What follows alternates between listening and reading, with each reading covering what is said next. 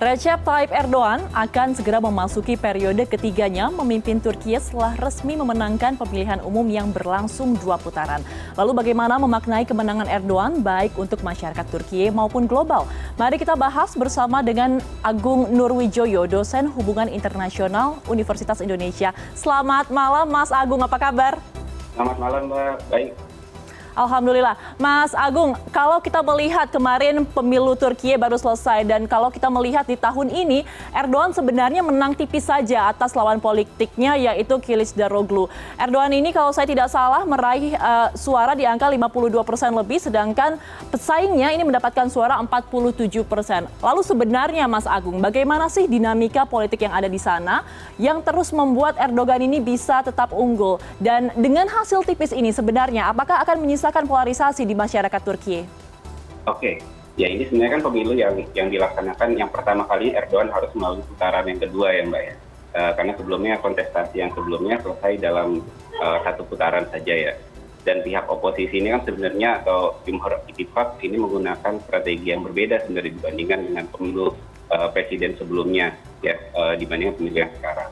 Nah, kalau kemudian keberhasilan Erdogan ini pada pemilu sekarang, di putaran yang kedua khususnya lebih fokusnya ya, sebenarnya saya melihatnya dipengaruhi oleh beberapa faktor kunci sebenarnya.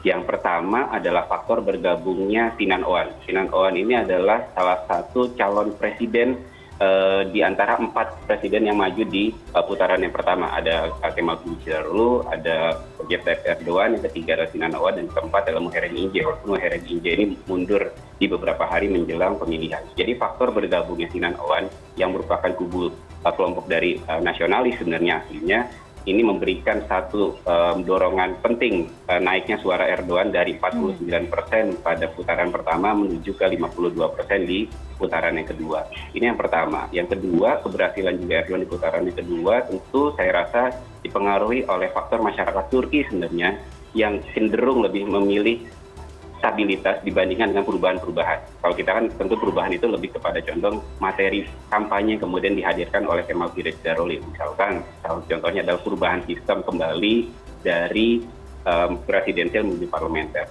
Saya rasa jargon-jargon seperti itu, janji seperti itu tidak lebih mendorong masyarakat untuk memilih Kemal Kılıçdaroğlu, sehingga kemudian masyarakat lebih condong kepada Erdogan yang lebih condong kepada stabilitas. Dan yang ketiga, satu faktor kuncinya adalah Erdogan pada putaran yang kedua ini dan pemilu presiden ini fokus pada memang capaian-capaian yang dicapai oleh Erdogan selama memimpin. Dan ini juga kemudian saya rasa dipengaruhi oleh bagaimana usaha Erdogan dan tentunya AKP dalam membangkitkan dan mengembalikan kepercayaan publik, khususnya dalam satu momentum yang penting. Di luar dari kondisi perekonomian yang bermasalah, tapi kan ada satu momentum penting yaitu permasalahan gempa bumi yang sangat besar terjadi di Turki, dan bagaimana Erdogan berusaha untuk mengembalikan kepercayaan itu, dan ternyata Erdogan berhasil.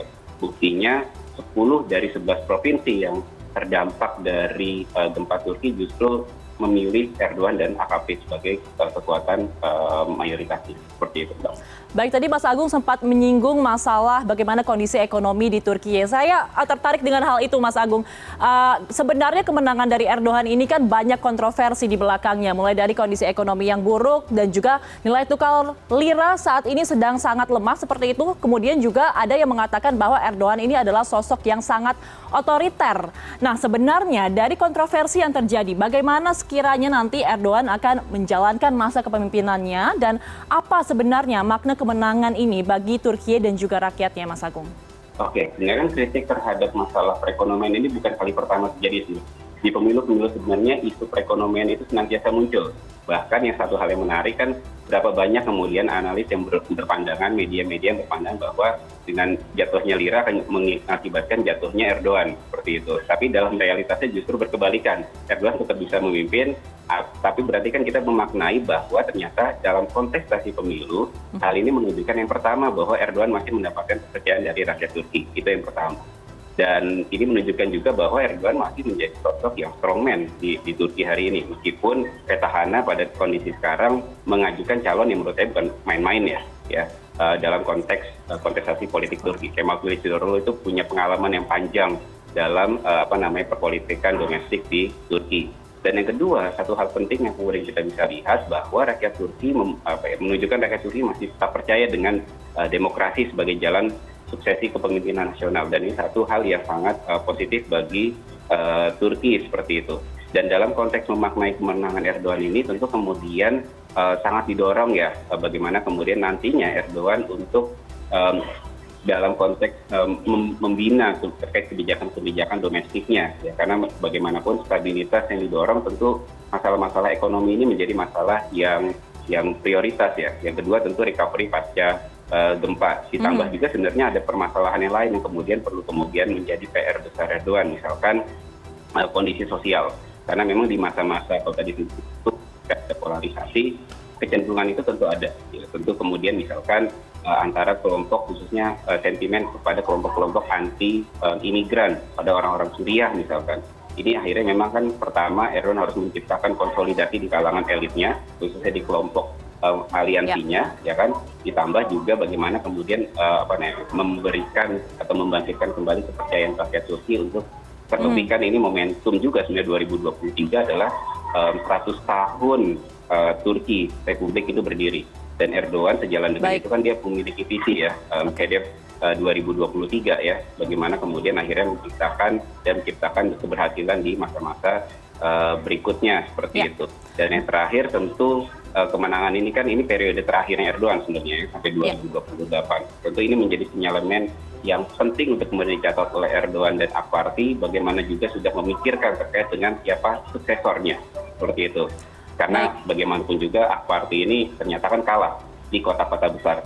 Izmir, Ankara, Istanbul, bahkan pemimpin-pemimpin di wali kota di kota-kota besar tersebut bukan lagi dari Erdogan. Kalau kemudian AK Parti dan Erdogan yang berpikir harus ada Erdogan story, success story, maka mereka harus berpikir secara lebih keras bagaimana menciptakan keberlangsungan bagi kepemimpinan. Oke, Mas Agung, menarik kalau tadi kita membahas banyak dari sisi internal dari Turkiye-nya dan juga strategi Erdogan. Saya ingin mencoba menarik ke ranah globalnya. Sebenarnya dengan peran strategis Turkiye yang sekaligus tergabung sebagai anggota utama NATO, dan juga kalau kita melihat peran diplomasinya cukup kuat seperti itu, bagaimana sebenarnya dampak keamanan kawasan termasuk dalam perkembangan perang Rusia-Ukraina? Mungkin bisa dijawab singkat saja, Mas Agung. Oke, dalam hal ini khusus masalah Turki ini kan memiliki kebijakan yang sifatnya transformatif dalam konteks politik luar negeri ya, dan berhasil memainkan kebijakan yang relatif sebenarnya independen. Ya, bagaimana kemudian di satu sisi bisa berteman dengan Amerika dan di sisi yang lain bisa bermitra dengan Rusia. Dan dalam konteks perang Ukraina Rusia, posisi Turki juga semakin unik. Ya, bagi Rusia adalah teman, bagi Ukraina adalah mitra yang strategis. Dan isu ini kan juga kemudian sudah dimainkan sebelum dari Erdogan sekarang dalam konteks yang sekarang sebenarnya sudah dimainkan usaha untuk menciptakan perdamaian, ya kan, mempertemukan kedua belah pihak, bahkan sampai kepada satu hal yang kemudian sebenarnya ditunggu juga, tidak hanya bagi Rusia dan Ukraina tapi secara global dalam konteks adalah Grain Hub, ya, bagaimana menciptakan akses bagi gandum global, rantai gandum global, dan ini kan satu hal yang penting dimainkan oleh Turki, dan saya rasa global juga menunggu-nunggu karena memang Turki bisa memainkan peranan yang ganda tadi, dan jarang sekali kita menemukan aktor yang bisa memainkan peranan itu. Baik. Dalam konteks khususnya Rusia Ukraina. Baik, Mas Agung mungkin bisa ditambahkan sedikit saja, singkat saja, kalau misalkan tadi kita membicarakan masalah Turkiye dan juga hubungan global, bagaimana dengan hubungan Turkiye dengan Indonesia? Selama ini kan juga bisa dikatakan cukup dekat seperti itu ya. Dengan terpilihnya kembali Erdogan, seperti apa nanti dampak hubungan bilateral dan kerjasama seperti apa yang perlu ditingkatkan? Oke, ini kan semuanya mendasarkan kepada Turki punya intensi untuk menciptakan pasar baru. Turki kebijakan Asia New Initiative ini menjadi satu hal yang semenjak 2019 sudah dicanangkan oleh Tayyip Erdogan. Bahkan kan saya dengar juga sebenarnya ada keinginan juga Erdogan untuk kemudian datang ke sini. Pertama memang masalah ekonomi, itu satu hal yang sifatnya kemestian. Dalam hal ini perjanjian Indonesia Turkiye JEPA, IT JEPA harus kemudian segera menjadi prioritas untuk kemudian dituntaskan.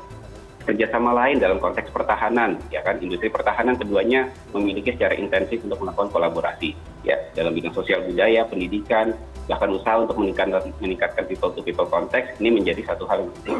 Nah, keduanya memang perlu benar-benar memanfaatkan keuntungan posisi geografis bagi kepentingan strategis bagi Indonesia maupun Turki.